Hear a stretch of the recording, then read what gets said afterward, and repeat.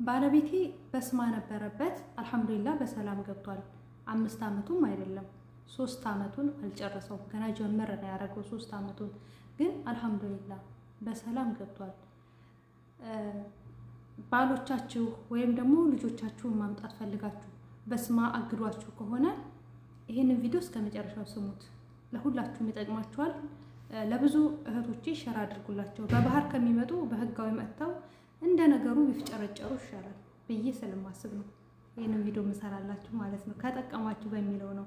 በእርግጥ ሰንበት ብሏል ባለቤቴ ከመጣ ግን አላስተዋልኩትም ይሄ መረጃ እንደሚጠቅም። አሁን ላይ ግን ብዙ እህቶች ይጠይቁኛል በውስጥ፣ በዛ መሰረት ነው የሰራሁት ማለት ነው። አሰላሙ አለይኩም ወራህመቱላሂ ወበረካቱ። ውድና የተከበራችሁ የተወደዳችሁ የሉሻ ቤተሰቦች እንደምን አላችሁ? እንደምን ቆያችሁ? እንደምን ሰነበታችሁ? ከኔ ጋር አልሐምዱሊላህ ረብል ዓለሚን ሁሉ መልካም፣ ሁሉ ሰላም ነው። ለዚህ ዩቲዩብ ቻናል አዲስ የሆናችሁ ላይክ እና ሼር፣ ሰብስክራይብ እያደረጋችሁ ቤተሰብ እንድትሆኑ በትህትና እጠይቃለሁ ማለት ነው። ብርዱ አልተቻለም። ዛሬ እንግዲህ ይዤላችሁ የመጣሁት ነገር ወደ ጉዳይ ስገባላችሁ በስማ ያለበት ከዚህ በፊት እዚህ ሳውዲ የነበረ ተይዞ ወደ ኢትዮጵያ ገብቶ በስማ ያለበት ሰው መልሶ መምጣት ይችላል ወይ? ከ5 ዓመት በታች ቢሆን መልሶ መምጣት ይችላል ወይ? በስማው ይነሳለታል ወይ የሚለውን ነው ዛሬ የምነግራችሁ። ብዙዎቻችሁ ትፈልጉታላችሁ። የሆነ ቲክቶክ ላይ አንዲት ልጅ እንደዚህ ጽፋ በኮሜንት ይቻላል አልኳት። እኔ ባለቤቴ መጥቷል፣ በስማ ነበረበት፣ ነገር ግን በስማው አላገደውም። የሚያግድበት አጋጣሚ አለ። ለብዙዎቻችሁ ስለሚጠቅም ሁላችሁ ሼር አድርጉትና ሌሎች ጋር እንዲደርስ አድርጉ ማለት ነው። በስማ 5 ዓመት አይገድበውም በጥቅሉ ማለት ነው። በስማ አይጠፋም። ምክንያቱም አሻራ ነው የምንሰጠው። አሻራ ስንሰጥ የእጅ አሻራ ስለሆነ የምንሰጠው ይወጣል። 10 ዓመት ለምን አይሆነውም? ይወጣል። ለምሳሌ 1 ዓመት ሆኖት የገባ አለ። የኔ ባለቤቴ 3 ዓመቱ ነው። 3 ዓመቱን ገና አልጨረሰውም። ገና ጀመር አደረገው እንጂ አልጨረሰውም። በ3 ዓመቱን ሳይጨርስ ነው የኔ ባል የገባው ማለት ነው። ዓመት ሞልቶት የገባ አለ። የኔም ባልም እንደዚሁ ማለት ነው። እና ደግሞ 9 ዓመት ሆኖት የተመለሰ አለ። ይሄንን ስታደርጉ በኢቃማ ወይም ደግሞ በፍሪ ቪዛ ልታመጡ ስታስቡ ጥንቃቄ አድርጉ። ጥንቃቄ የምታደርጉበት ቦታ ላይ የት ነው መሰላችሁ? ለምሳሌ ያ ሰውዬ ወይም ደግሞ ልጅቷ ስትያዝ የፎርጅ ኢቃማ ተይዞባት ከሆነ በወንጀል ይጻፍባታል። ብትመጣ እንኳን ትመለሳለች፣ ኤርፖርት ላይ ትመለሳለች። ሌላው ደግሞ በስማ ስትሰጡ የምትሰጡት ስምና ፓስፖርታችሁ ላይ ያለው ስም ተመሳሳይ ካልሆነ ትመለሳላችሁ። አንድ የፊደል ስህተት ካለበት ያ ይመልሳችኋል። 2 3ኛ ደግሞ ለማምለጥ አሁን ለምሳሌ አንድ ህገ ወጥ ሰው ሊያዝ ሲል የማምለጥ ሙከራ ያደርጋል።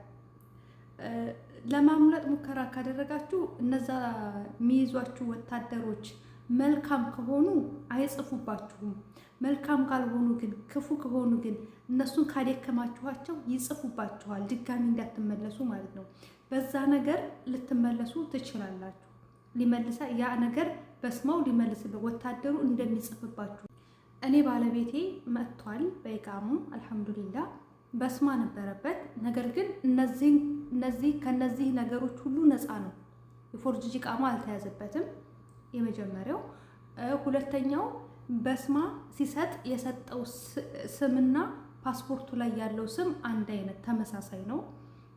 2 3ኛ ደግሞ ሲያዝ ለማምለጥም ምንም ለማድረግም አልሞከረም። ምንም የተጻፈበት ነገር የለም። 2 አሻራ ነው ኢትዮጵያ ላይ የምትሰጡት። 2 አሻራ ግን ዋናው አሻራ እዚህ ሳውዲ ኤርፖርት ላይ ስትገቡ ነው የሚለየው ማለት ነው። የሚለየው ኢትዮጵያ ላይ የኢትዮጵያ ማለት ኢትዮጵያ ውስጥ ወንጀል እንዳልሰራችሁ የምትሰጡት አሻራ አለ።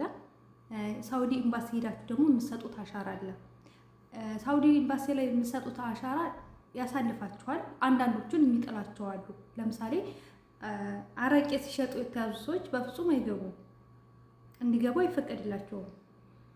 እና አንዳንዶቹ ደግሞ ከኢትዮጵያ ካለው ከሳውዲ ኤምባሲ አልፋችኋል ተብለው እዚህ ሳውዲ ሲገቡ ይያዛሉ። የሚያዙበት አጋጣሚ አለ ማለት ነው። እና ዋናውና ወሳኙ ነገር የት ነው መሰላችሁ? ሳውዲ ስትገቡ ኤርፖርት ላይ ስትሰጡ እዛ ጋር የሚወጣው አሻራ ነው ዋናውና ትልቁን ነገር የሚወስንላችሁ ማለት ነው። እና እናንተ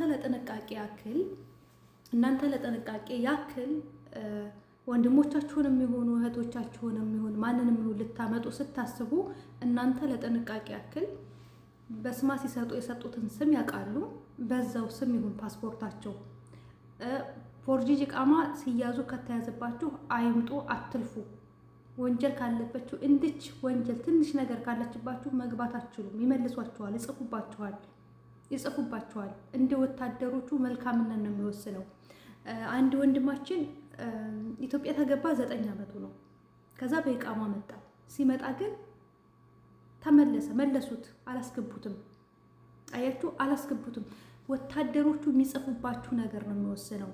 በፊት 5 ዓመት ተቆያችሁ፣ የ5 ዓመቱ ቅጣት ነበረ፣ መልሳችሁ መግባት ትችሉ ነበረ። አሁን ግን ያ ተቀይሯል። በፊት እንደዛ ነበር የሚባለው፣ አሁን ግን ያ ተቀይሯል። 5 ዓመት የሚባለው ነገር የለም፣ ተቀይሯል። 5 ዓመት ሳይሆን አሁን ላይ በቃ ወታደሩ የሚጽፍባችሁ ነገር ነው። የዓመት ገደብ የለውም። በስማ መቼም ቢሆን ይቀመጣል።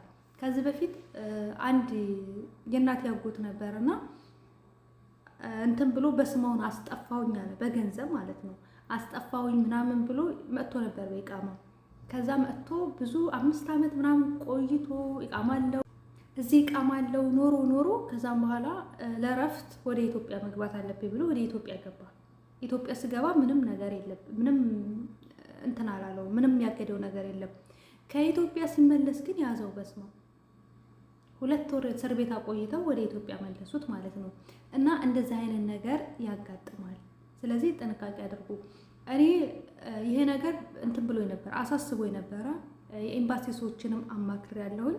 የኤምባሲ ሰዎችን ሳማክር አሰራሩ እንደ በፊቱ አይደለም ያሉኝ ማለት ነው። እንደ በፊቱ አይደለም። አሁን ላይ ኢትዮጵያዊ ሆኖ በስማ የሌለበት ሰው የለም። ምክንያቱም በባህር ይመጣሉ። እኛ በህጋዊ ብንከለክላችሁ በባህር ይመጣሉ። ስለዚህ ያ አሰራር ተነስቷል። ወንጀል ከሌለበት የሆነ ወንጀል ላይ ታልተያዘ መግባት ይችላል ነው የተባልኩት። መግባት ይችላል፣ ችግር የለውም ነው የተባልኩት። ከዛም በኋላ ፕሮሰስ ጀመረ። አልሐምዱሊላህ በሰላም ገባ። ነገር ግን እዚህ ጋር ደግሞ ማወቅ ያለባችሁ ነገር እንግዲህ ተወከልቱ አላህ ይምጣና ይየው ካላችሁ ሲመጣ ከመጣ በኋላ የተወሰነ ኪሳራ ይኖርባችኋል። ነገር ግን ቪዛውን መሸጥ ትችላላችሁ። ግን 2000 3000 ኪሳራ ሊኖርባችሁ ይችላል፣ ከኢትዮጵያ ፕሮሰስ ውጪ ማለት ነው። እና እንደዚህ አይነት ኪሳራ ሊያጋጥማችሁ ይችላል። ግን ቪዛው ይሸጣል። አሁን ሙሉ ለሙሉ የምትከስሩ አይደለም፣ ግን ኪሳራ አለው።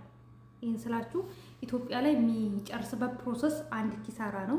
እዚህ ጋር ደግሞ እንትኑ ሲቀየር፣ ስሙ ሲቀየር፣ አሁን የኔ ለምሳሌ ሉባባ ነኝ።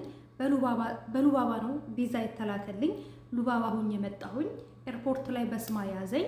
ከዛም በኋላ ወደ ከዲጃ መቀየር አለበት ይሄ ቪዛ ማለት ነው። የዛ የማስቀየረው ቪዛውን በሌላ ስም ለማስቀየር ምን ይፈልጋል? ብር ይፈልጋል። ኪሳራ ይገባል።